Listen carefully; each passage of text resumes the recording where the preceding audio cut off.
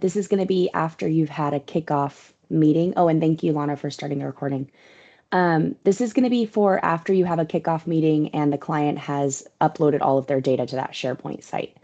So what they'll often do is they'll often email you and say, hey, we've uploaded the data. Let me go into their SharePoint site. We're going to use Orthopedic Care Partners as our example today.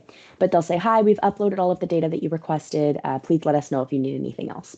So you'll go in and we kind of have this data collection and review guideline in the discovery checklist file. And that's located in the client template folder under proposals and startup. So you've already seen this discovery checklist before. So we just added a new sheet on what to do next. Anyway, so they will let you know that they finished all of the materials. So what you'll want to do is you'll want to go into their external drive.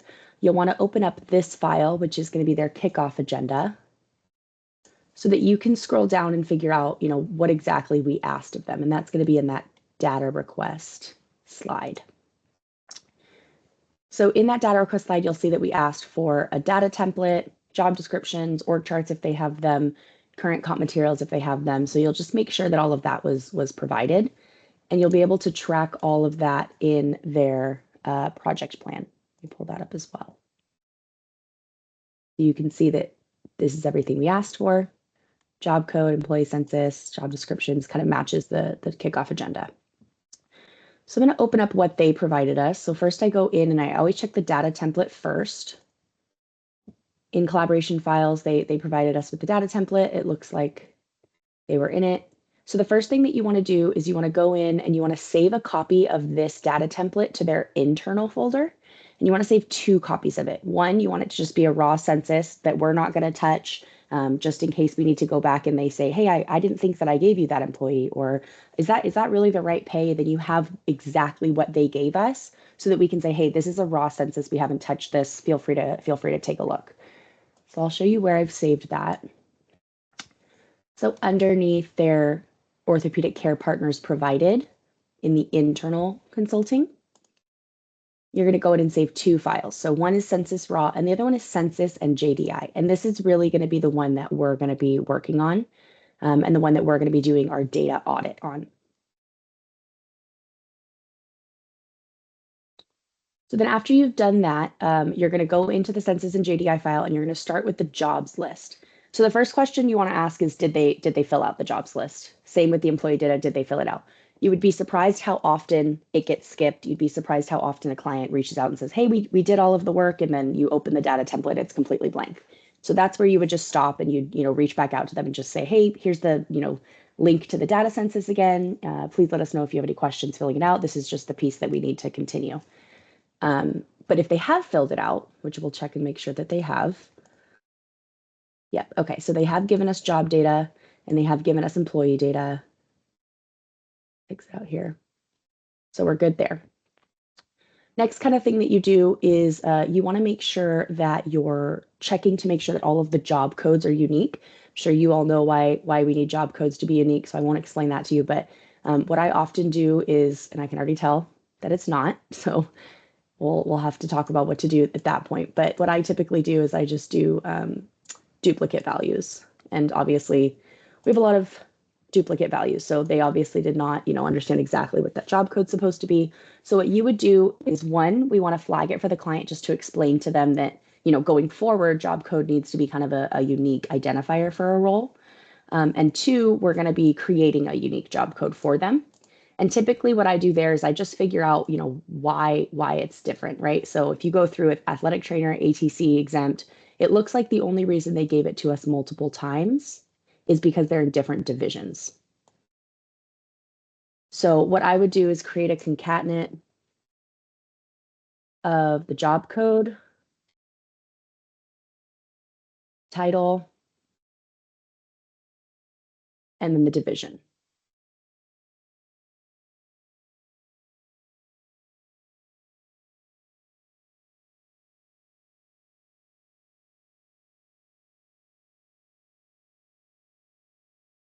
Then we're going to check and make sure that this is in fact unique. And if it's not, then we're going to call these ones out specifically for the client. So these are going to be the ones that we go back to them and say, hey, we know all your job codes were duplicates, but once we actually looked at division, there were still some that were duplicated in here. Why? Can we delete some of these? So I'm going to go through and I'm going to take off. Oops. I'm going to take off the conditional formatting here.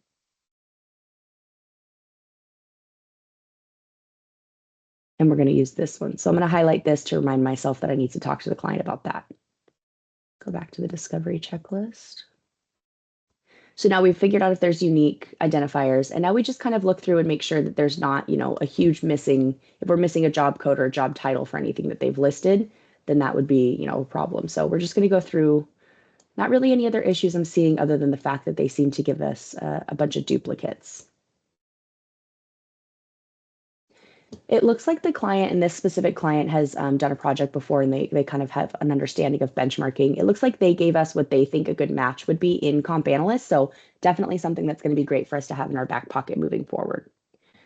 Other than that, no other really comments about the jobs list. We will come back to this jobs list before we finish reviewing this entire worksheet, because sometimes what will happen is they'll put in a job within the employee data file that is actually not in the job data. So we'll need to add it as a position. Going into the employee file, I'm already anticipating that we're going to have a little bit of a problem because they didn't give us unique job code. And if they didn't give us, if they did not give us division in the employee data sheet, then we're not going to be able to find that unique identifier. So let's just double check for that. Yeah, I don't.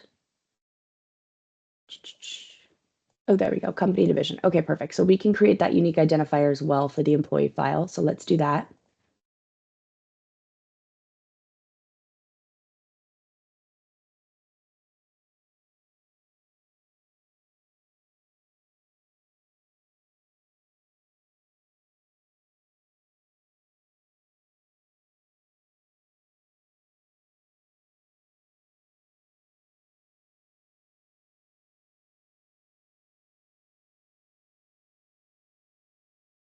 Okay.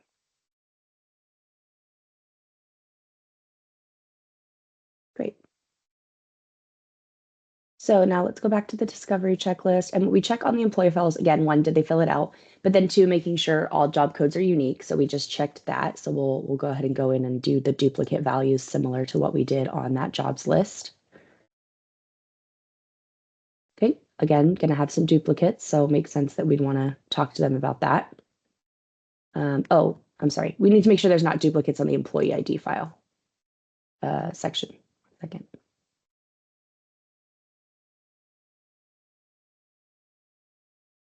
This one.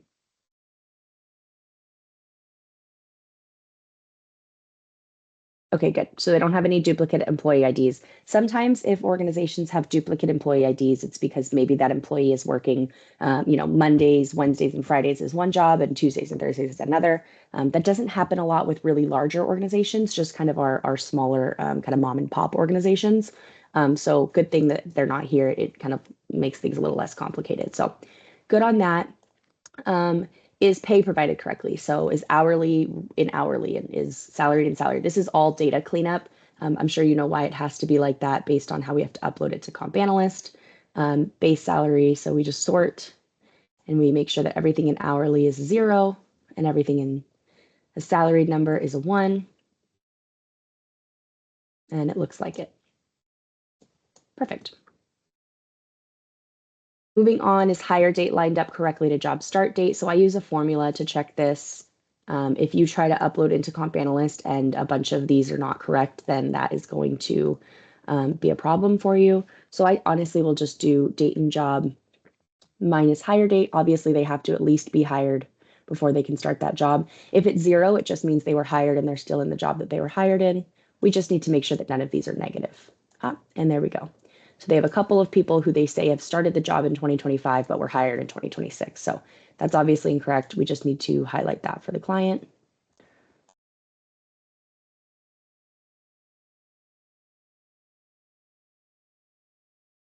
And we'll talk to them about that when we get the opportunity.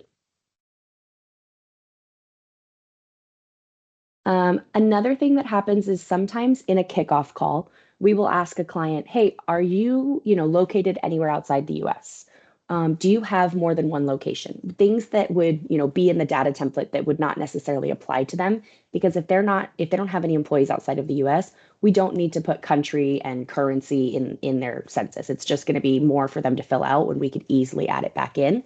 So then you need to kind of revisit that question is, did we take anything out of the census that is important to the comp analyst upload? And you'll need to add that back in.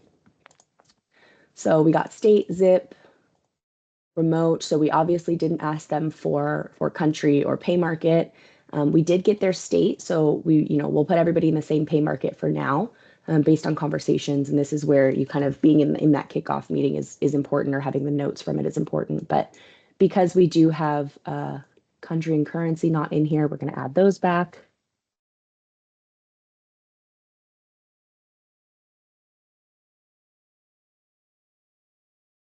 And done. Okay, and then we're going to go into, once you're finished with the census, you'll just double check and establish a job count. So again, we just need to make sure that there wasn't any jobs listed here that weren't in the job data, so that we can get a full job count. As you know, from an SOW, it'll say that we're going to be benchmarking, I don't know, let's say 100 jobs. We need to just make sure that this is accurate here. So is it in the jobs list? So we're going to check. We're going to see if this job is already in this list.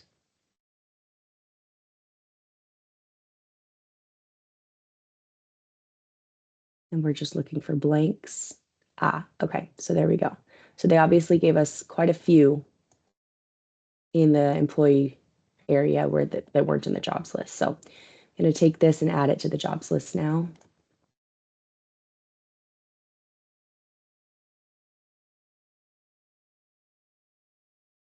And we're going to remove any duplicates. Oops.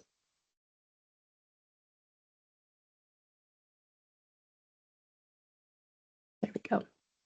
And then what we need to do is just highlight the other areas of this so that we can either fill that out based on, what we know about the job, or ask the client for it.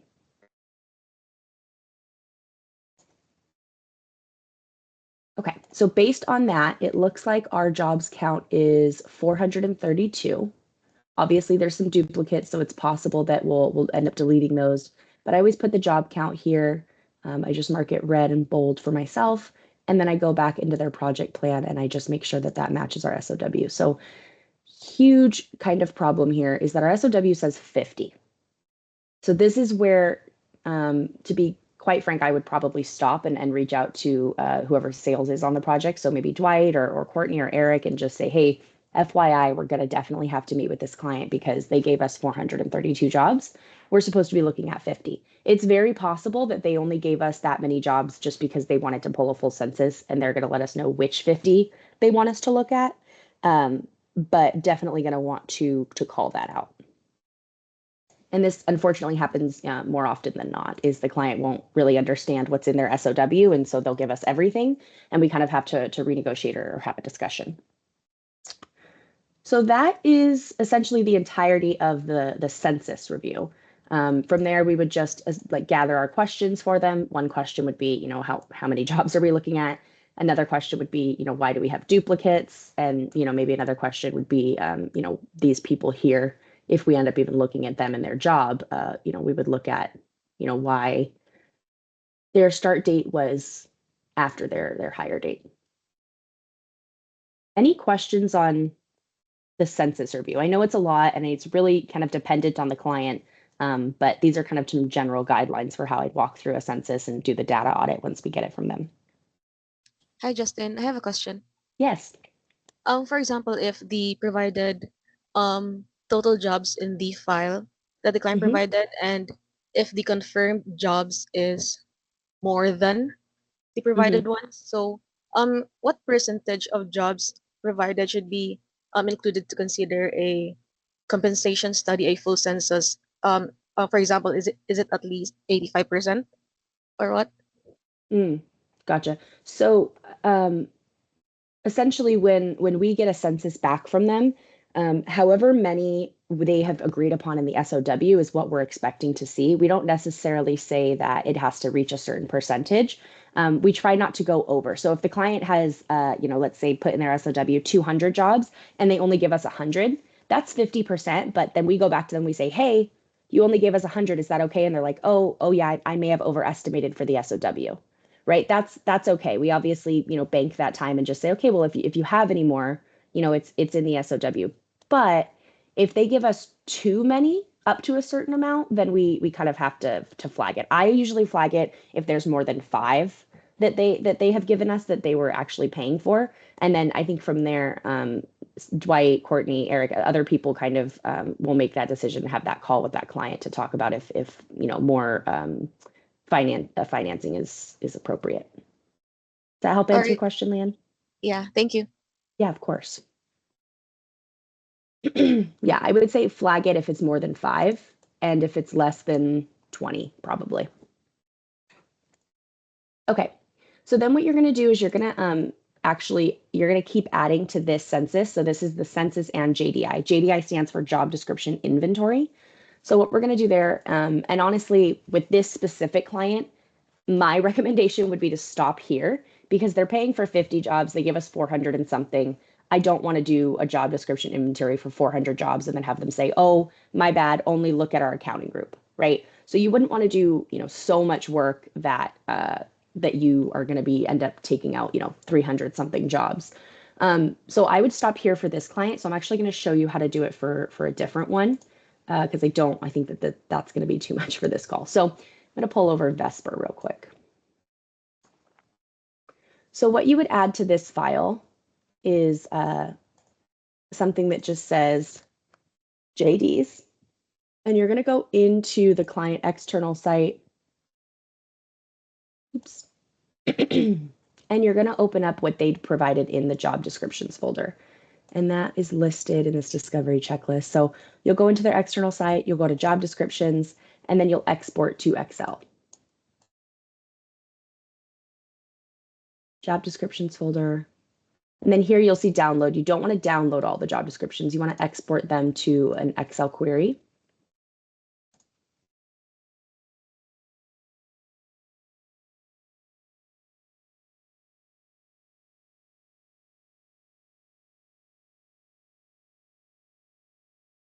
Okay.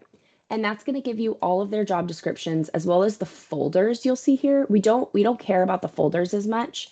So what we want to do is we want to delete all the rows that are folders first. And then we can just delete, let's just make sure there's no more. Yeah. And then we can delete all of these columns. And now we just have a list with links to all of their jobs or all the job descriptions that they gave us. So you're going to put that into JDs. And you're going to go through, and this client, of course, didn't give us a job list, so I'm just going to show you what to do if that happens. But you would just pull a pivot from their census. A lot of times, if the clients are really small, they don't give us a jobs list. They just give us their employee sheet, which is fine, not a big deal. And the client said that they don't have a job code, so they put this actually as career level. So we just duplicate their job title as job code. Sorry, before I move on, questions on that, because I kind of skipped over really quickly what happens if the client doesn't give us the jobs list. But essentially, you'll just pull a pivot table from there. There we go. Oops. Okay. So employee ID, all that's good. For this quickly so we can get to that job description inventory. Okay, job code, job title, they're going to be the same. So I'm just going to take one out because it doesn't matter. And then what you're going to do here is now you have a jobs list. So you're going to paste this into your jobs list. We can XLOOKUP or find out the other information that we would need later. Like if we have, oh, they put all exempt. So we're just going to do exempt, drop it down. And then we can XLOOKUP this in later. So I'll highlight that for us. So then essentially what we're going to do is we're going to do our job description inventory. So it says that it wants us to put this job title in one column, and then we're going to take the JDs and put them in another column. If there are more than, I don't know, 100, I'd probably say to do something called a fuzzy lookup, which is a little more complicated and takes a lot of time. So we can kind of talk about that another time, especially since this one is not a lot. But a fuzzy lookup essentially looks at the two different lists, if you're not familiar with it, and it says, okay, how closely aligned are manager of commercial analytics and manager commercial analytics, these two. So you don't have to actually look at them. You can just say, oh yeah, the fuzzy lookup will match those two together. It can be a little bit difficult at times, and especially with ones under 100, you just want to do it yourself. So I'm going to sort these. I'm going to sort these, and we're going to essentially match them up. So for example, this associate of finance, I'm just going to pull over and say that that's the match for it. So I'd add a column that says JD match.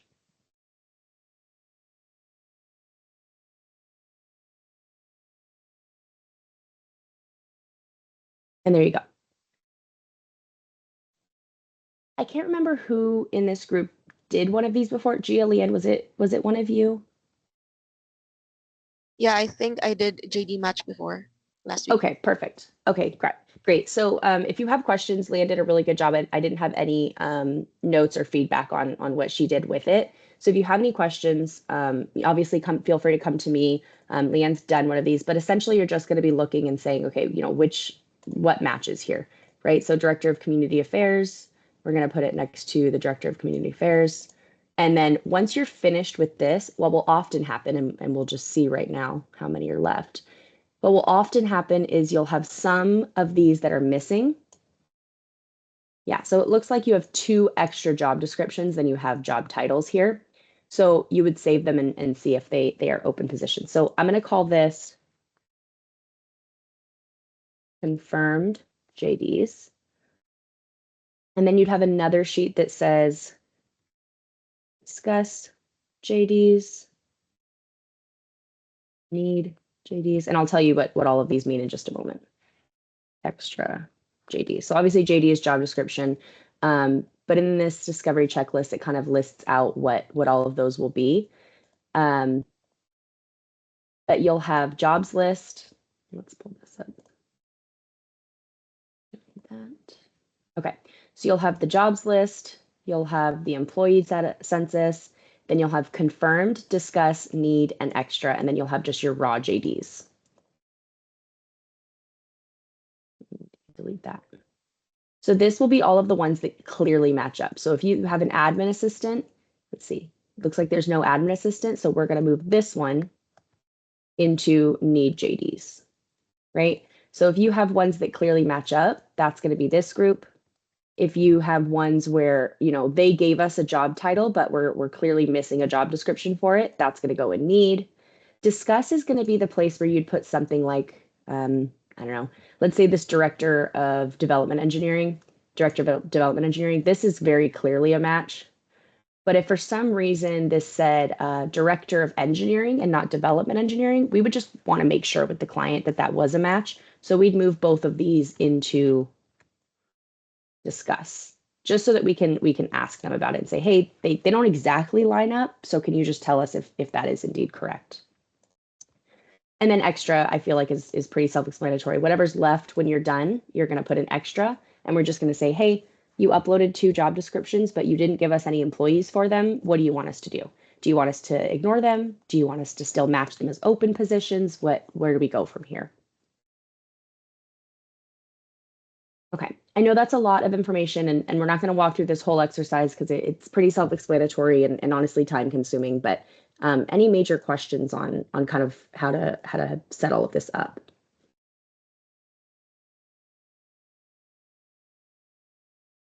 Great. Okay, I'm going to save this. So once you're done, then you would move on to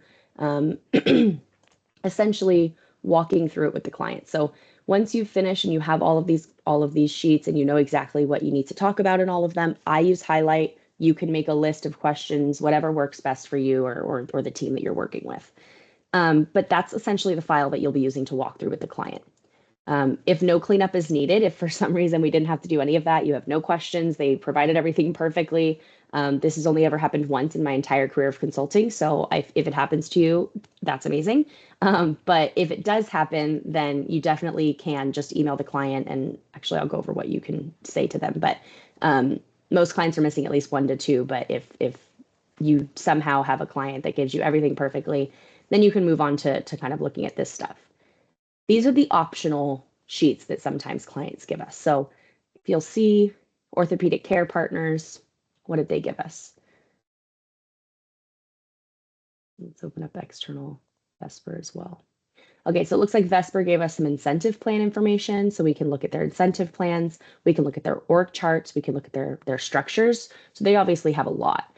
So these are just some kind of probing questions when you look at this stuff. If there's anything that is really notable about these documents, just across the board, then you just want to call it out in the project plan. So if for some reason they have compensation bands and all of their widths for their compensation bands, the whole spread is always, 30%, just call that out in the project plan background info and say, after reviewing their salary structures, client prefers a 30% range spread, so that the consultants and you and who's ever on the call can say, hey, we saw your salary bands, why are you using 30%? Like, could you tell us about the, the reasoning for that? Or we can make sure that we are sensitive when recommending something like 50%. We're not just, kind of bringing something out of nowhere for them. Same thing with the comp philosophy. If they have a comp philosophy, it can be really good to look at that so that you can really become an extension of their team. Okay, so the very last step of kind of this, to do after receiving client data is reaching back out to the client. So if you remember at the beginning of this call, I said that the client will email and say, hey, I provided everything. Let me know if you need anything else. So you'll reach back out to them, and usually your email will be one of 3 things. It will be either an update to say that we've reviewed the files and that we'd like to set up some time to go over prepare next steps. That is going to be the case for both of the 2 clients that we just walked through on this call. This is the most common option. For Orthopedic Care Partners, we had that huge question about why they gave us 400 and something jobs. And then for Vesper, we have, some questions regarding their data census and actually, we'll have some job descriptions we'll need to talk to them about, right? Because we obviously know there's 2 more job descriptions than there are jobs, so we'll know that we need to talk to them. Obviously, you'll finish this work before we do, but you'll be reaching out to them about that. It's also possible that there is, only 1 or maybe 2 things that they did incorrectly or that came in wrong, and so you can just, list those items. If they forgot to upload job descriptions, or if they forgot to give us, the department or something that they wanted to give us, then you could just email and say, hey, we looked at all of the data, but it looks like we haven't had any job descriptions uploaded yet. Could you provide an update on this request? Sometimes it's just something really quick you can email about. And then the third option, which again is very, very rare, is that they gave us everything that we needed. And so you can email and tell them, hey, we got everything. Everything looks great. Thank you so much. We'll be moving forward with the blank phase of the project. Most of the time it's benchmarking. We'll be moving on with the benchmarking phase of the project, and we'll be in touch soon with updates. The reason why this one is so rare is, 1, I've already kind of mentioned that it's rare that they give us all the data, but 2, a lot of clients give us the impression that after they give us the data, they would like to meet again. So even if everything was perfect, there's a lot of clients that still want to talk to us about their data and say, hey, I uploaded this, what'd you think of it? Or tell me exactly what's going to happen as next steps. And a lot of these clients want to talk to us afterwards. So if you're in that kickoff and you get the impression that the client, will want to talk to the consulting team, that's kind of the email that I typically send is this one, let's meet. But if you get the impression that they want to be hands-off and they just want us to do the work and they provided everything perfectly, again, super rare, this would be what the email that you kind of send. And I can put in some templates on what to say on that as well. Abe, Dwight, Courtney, is that accurate? Would this team be sending those emails, or would they reach out to you all to say, it's one of these three situations and you all would reach out. No, I think they can send the email. I think that's probably going to be the most direct route. Great. And we'll be having them send the email to actually, after the kickoff, we'll be having them send the email. I think Leanne's on a call with me today that we're going to work on how to do that. So it makes sense that they would send the follow-up afterwards then. Thank you. Any questions on these steps, where to find them, what to do if something arises? That's everything that we kind of outlined for examples today.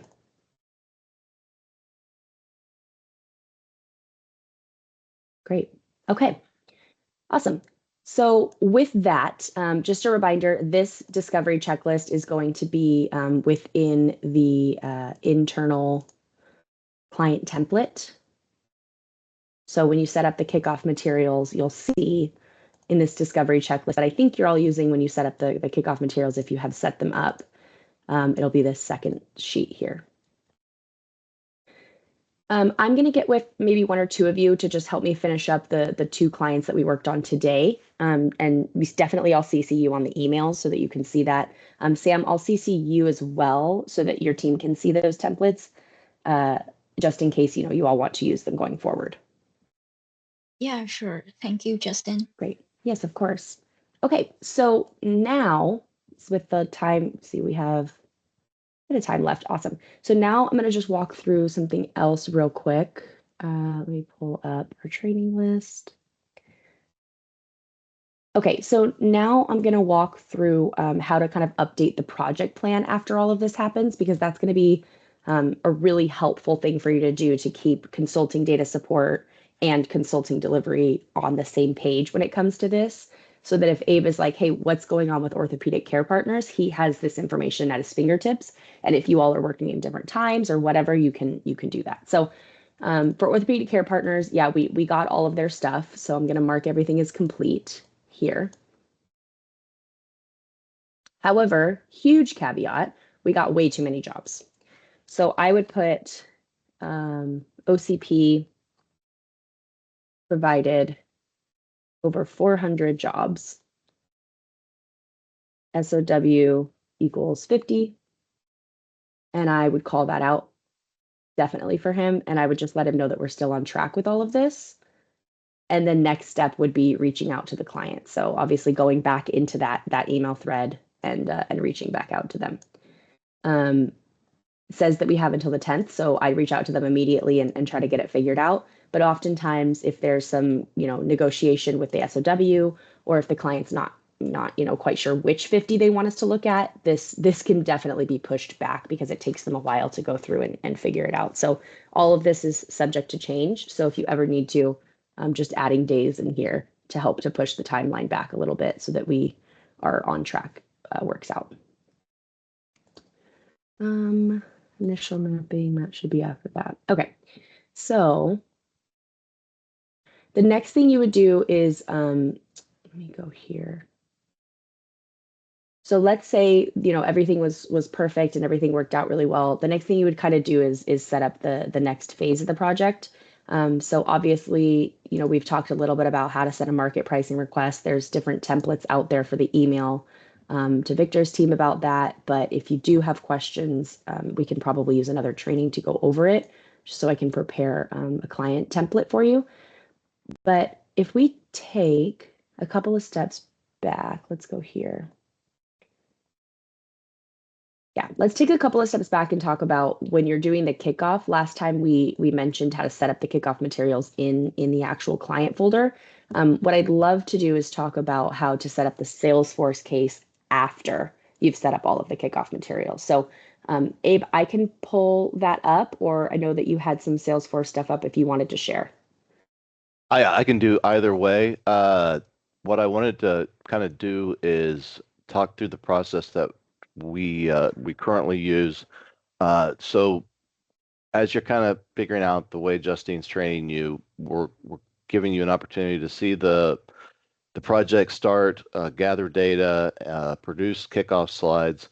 There's another step that we think that you can help us with as well, and that's the Salesforce case administration.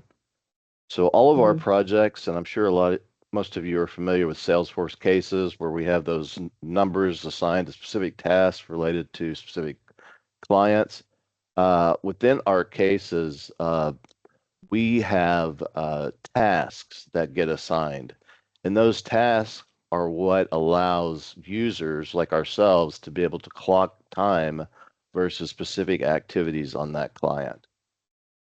Mhm. Does that make sense? I have I can walk it. I have something I can walk through, Justine, if you want. Okay, I have Vesper up right now since it's just Okay, kind of one of the cool. ones we were talking about. So I think we can use this if that's okay. Okay. So what happens is with Vesper Energy, after Eric, Courtney, Dwight, myself, anyone sends a statement of work that has been confirmed and sold, it goes to Charmaine on the data team with Lansing. Charmaine is the one that actually creates the case based on that statement of work. Once the case is set up, there's a number. Charmaine enters the information from the statement of work on the right-hand side, but there's another step that we need to that I do that I could use some help with, and that's assigning tasks to the actual case. Right Mhm. now, we think that a good opportunity for that activity would be right after the kickoff slides or while the kickoff slides are being created, because you have the materials in front of you. Additionally, you can use AI with the PDFs to identify the tasks. But if you'll go over to that feed real quick. Yeah. This is where you would find the tasks. And it's feed and then task picker. So these are the different options within delivery consulting that we have to add to cases for tracking time and clarifying deliverables. So what we would do is we would keep these really finite options in mind, and we would go and look at the statement of work.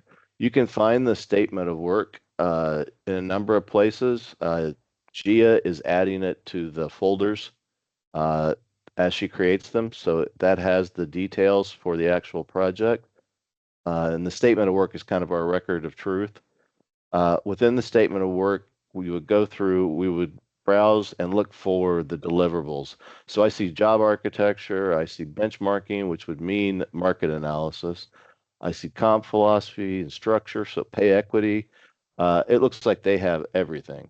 So we would go back to the case, and it's not there's not a high risk if you make a mistake. If you add a task that doesn't need to be there, if you miss a task, that's not the end of the world. The big thing is to have them assigned to the case, so when people do work for that client, we can track it. So what Justine's doing is she's selecting the tasks that she saw when we went through the statement of work. There are 3 tasks that you can pretty much just assign automatically. So you can always assign these if you can't interpret the statement of work or have any issues. And that's the kickoff, client meetings, and then like delivery of report or project wrap up. Any of those you're safe in selecting and hitting save. And once it's saved, those tasks will be available when someone clicks on the case. When you guys clock your time against specific work, these are the cases that we need you to clock against. So if you had a specific activity you're working on, like Gia's would be discovery kickoff, we would want to make sure that we are clocking time against that task. Any questions on that? Does that make sense? Okay, I want to show you really quickly, if I can steal the screen just for a Yeah, moment. Yeah.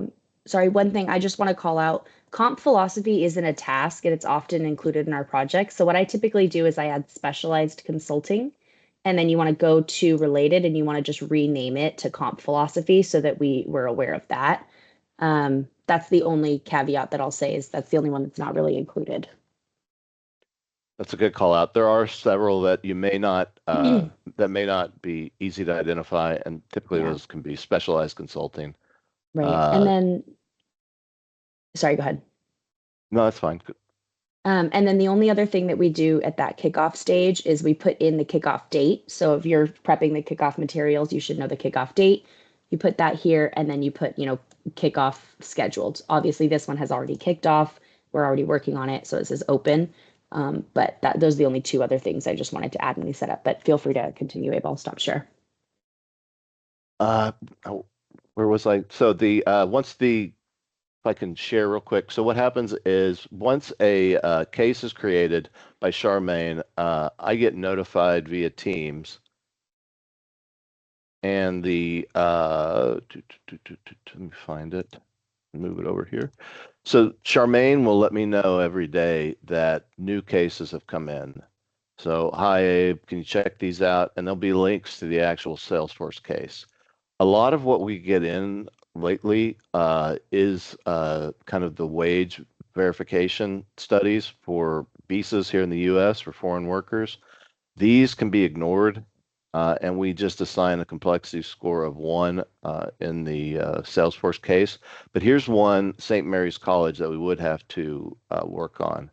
And you would click on that, log into Salesforce. If you need the statement of work, it typically is here on the bottom in notes and attachments. That's where you would identify the actual tasks. And so from here, we use the statement of work to create the tasks, and we go to the actual case for this. There's one case, and that would get us to the feed and the task picker. Select the task like Justine showed you, and we would hit save. So that is that process. If you just got client meetings and project report out, that's a win for us. And we feel like it's a kind of a natural next step as you're doing the kickoff. Any questions on that? Does that make sense? Has anybody showed you how you can clock against the cases? So I'm going to share my screen again really quick, if that's okay. So if there's a case that you're working on, let's say that you're working on USA Rare Earth Management Company, and I've asked you to put together the kickoff slides. That's part of the discovery kickoff. So you can click on that task within the case and just hit track time, and it'll automatically add the case number and the activity, and you just need to make sure that it has the right time card and date, and you'd enter your time. So I wanted to share that. That's an easier way to be able to ensure that your activities are tracked against the right case. There's no need to create a new case for any of our work. All of our cases are going to have Salesforce numbers assigned to them. I know that that's happened a couple times, and that's okay for right now. But in the future, we just need to make sure that we're clocking the time against the delivery case. That's all, Justine. Okay, awesome. I think that's everything I have. We could jump into something new, but I don't want to be in the middle of it. So Dwight, I think that's everything we have for the team today. Like Dwight mentioned, my last day is going to be on Wednesday. So Dwight and Abe know obviously all of this, but if you have questions or you want to try something out or test it out before Wednesday, let me know. Sorry, Abe, go ahead. No, not at all. I just had a thought. One idea that we're bouncing around is having a standing meeting.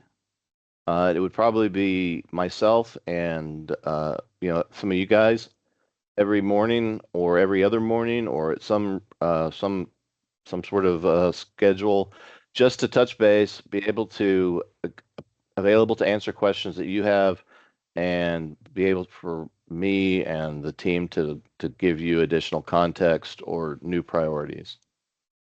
Would that be helpful, number one? And if so, is morning, afternoon better? How often do you think? Can you guys talk about that as a team, Sam? And get Yeah, back to me? sure. Yeah, sure. We will discuss about it, but probably I think like we will just maybe like a weekly meeting is okay, and if we have any question on the task, we will just reach out immediately. That would be better, I think. Okay, okay. Another idea that we had is that we would have a Teams chat where we could we could initiate some of these activities. Yeah, yeah, that's a good idea. So it just would be like myself and you guys and a couple other people, and it would be strictly related to activities on open projects. Yeah, okay, cool. Okay. And then I've And- added you to a new Teams channel called External SharePoint Updates, and it gives you a notice when clients go out and add new files or edit files within the Teams chat. So if you don't have that, reach out to me. It can be really useful if you're looking for specific information or waiting on a client. We really appreciate it. You guys are really going to be the key to our success going forward. We're super sad about Justine. Hopefully, we're able to pick up a lot of her knowledge on her way out the door. So, Dwight, And- Justine.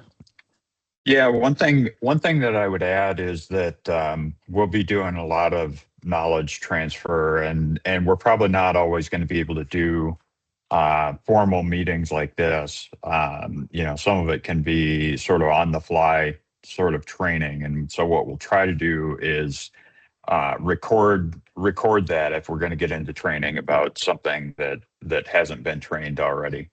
And as we get into the projects, some of it's going to be sort of on the fly learning that we have to do and knowledge transfer that we have to do. So we'll try to make things formal, but at the same time, we're going to be moving forward at a very fast pace, and so probably not always going to have the opportunity to do that. So we'll do what we can to get the videos out there if we record a conversation that has some element of training that goes with it, so that everybody can view that at a point after. So otherwise, we really appreciate your willingness to jump in, and really looking forward to continuing forward with this. And like Abe said, we're super sad to see Justine go. At the same time, very happy for her to have this opportunity. And Justine, thank you so much for all that you've done to really set up processes. And Sam, also you've put in a lot of work, as well as others. So really appreciate all the work on that. So otherwise, we appreciate everybody being here today, and reach out if you have questions. All right. Thanks, everybody. Thank you. Yeah, Bye. sure. Thank you. Thank you, Bye. everyone.